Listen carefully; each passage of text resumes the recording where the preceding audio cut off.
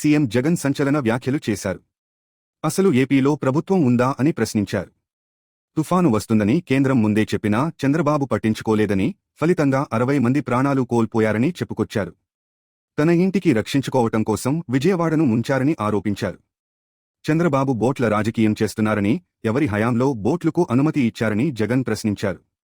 ఇదే సమయంలో కూటమి ప్రభుత్వానికి జగన్ హెచ్చరిక చేశారు. గుంటూరు జైలులో నందిగం సురేష్ను జగన్ పరామర్శించారు.